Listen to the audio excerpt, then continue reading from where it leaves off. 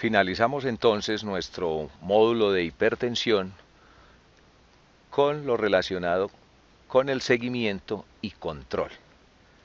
Es bueno que repasemos entonces, antes de mirar lo que es control con pruebas de laboratorio, decir lo siguiente. Insistirle mucho a nuestro paciente que su enfermedad es asintomática, entonces muy importante que haga su medicación. Si ya tiene un diagnóstico de hipertensión, hay que insistirle que es una enfermedad crónica, que va a ser para toda la vida, que se puede controlar, que puede tener calidad de vida, pero que no falte con el medicamento como elemento importante. Otro, insistirle en que debe dejar definitivamente el consumo de cigarrillo, motivarlo, estimularlo para que disminuya y ojalá deje de fumar definitivamente como elemento importante. También tener en cuenta los hábitos alimenticios, recordar que es muy importante el consumo de frutas y verduras, insistir que como mínimo debemos consumir 5 porciones entre frutas y verduras en el día. Es un elemento importante a considerar y nos ayuda a disciplinar y a mejorar nuestra dieta. Esto va a contribuir a la reducción o al mantenimiento de un peso adecuado. El otro elemento es el consumo de licor. El licor aumenta la tensión arterial. Entonces, se dice que el alcohol en exceso, que es que yo me tomo unos 2 traguitos diarios, entonces insistir también que la idea es que no se consuma licor.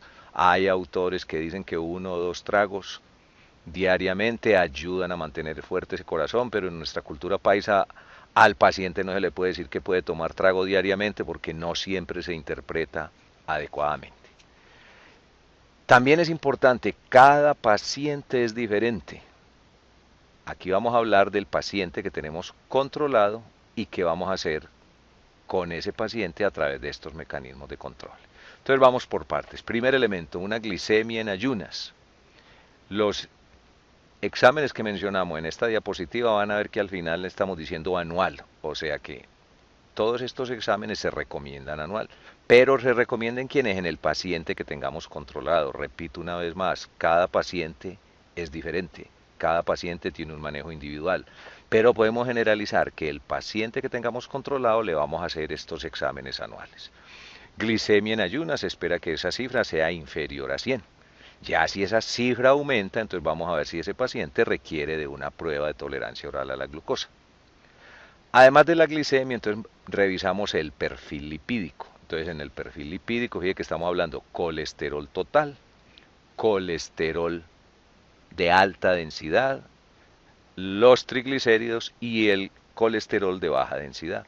Entonces, colesterol total importante, control anual. En ese colesterol total, entonces acuerde que tenemos el colesterol de alta densidad. Ese colesterol debe ser superior a 40 en hombres y superior a 50 en mujeres. Cifras inferiores, hay que estar pendientes a ver qué está ocurriendo con eso. Los triglicéridos. Triglicéridos debemos conservarlos por debajo de 150.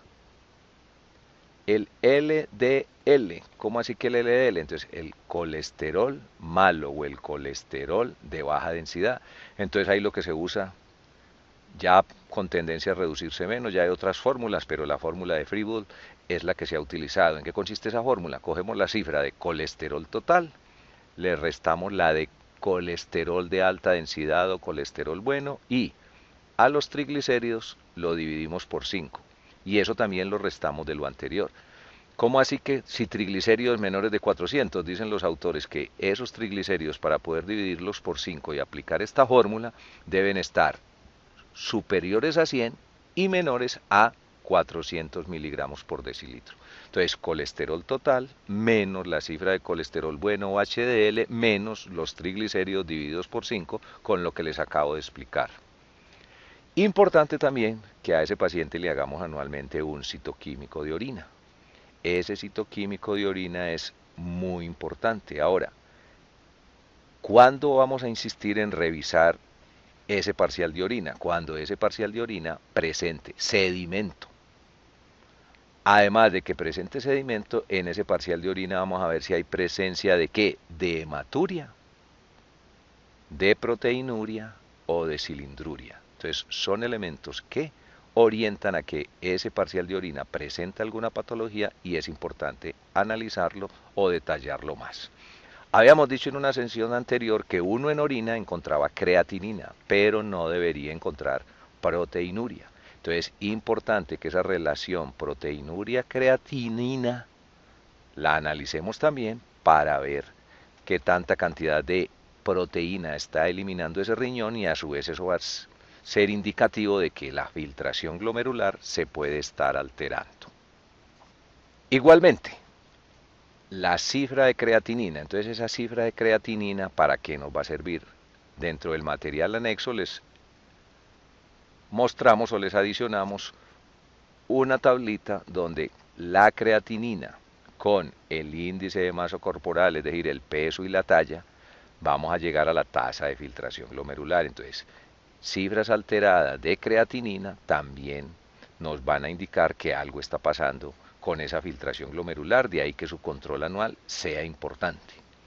Las cifras de hemoglobina y hematocrito, igualmente, si suben, si alteran, se bajan, eso también nos va a dar una idea de qué está pasando con ese paciente. Fíjate que desde la primera clase estábamos diciendo que las características de la sangre al circular por el organismo también tienen que ver en ese choque con las paredes arteriales, cómo está o cómo contribuye ese procedimiento al aumento o a la disminución de la presión arterial.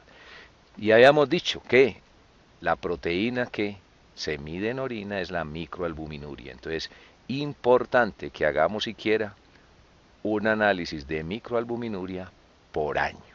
Entonces, todas esas pruebas de laboratorio, todos esos exámenes, se los he mencionado, debemos hacerlos siquiera una vez al año en el paciente que tengamos controlado. A algunas entidades que tienen contrato con Sabia Salud se les había dicho que podían hacer creatinina cada 2 años, no, eso eran contratos anteriores, la idea es que la creatinina la hagamos anualmente. Entonces, para que no generemos contradicciones, vuelve al cuento, estamos pasando de recomendaciones de la resolución 412 a las nuevas prácticas o a las guías clínicas o a las guías de práctica clínica, son elementos que hemos insistido mucho en esta charla. Entonces, creatinina anual. ¿Qué aparece en la parte inferior de la diapositiva y que tiene a la derecha la palabra complementarios? Entonces, vamos a ver si ese paciente va a requerir un electrocardiograma. Entonces es importante también que ese electrocardiograma lo hagamos y anotemos en la historia el reporte de lo que se encuentre en ese electrocardiograma. Vamos a ver que parte de la patología puede llevar a crecimiento del ventrículo izquierdo. Entonces el electrocardiograma nos va a dar ese dato y lo vamos a confirmar con la ecocardiografía, que es el último examen que aparece en este listado. El potasio. Entonces, que nosotros hacemos potasio de rutina. Recordemos que el potasio en esencia, ¿qué nos va a mostrar? Cómo está ese corazón.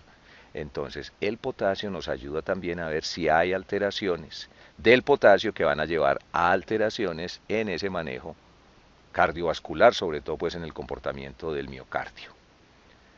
El potasio también en sus alteraciones nos da una idea de ese mecanismo renina, angiotensina, sobre todo la aldosterona, para ver cómo está el riñón.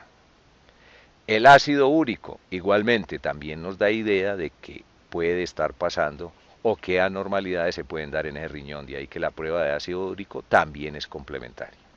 Y en el paciente que tenemos controlado, importante también si se requiere hacer un examen complementario, es decir, una placa, unos rayos X AP y lateral de tórax, para ver que no vaya a haber crecimiento cardíaco global, es decir, que ese corazón no se esté creciendo. Entonces, son pruebas complementarias, repetimos, son pacientes que tengamos controlados, cada paciente es individual, hay pruebas que se recomienda realización anual, entre comillas como obligatorias, y las otras como complementarias.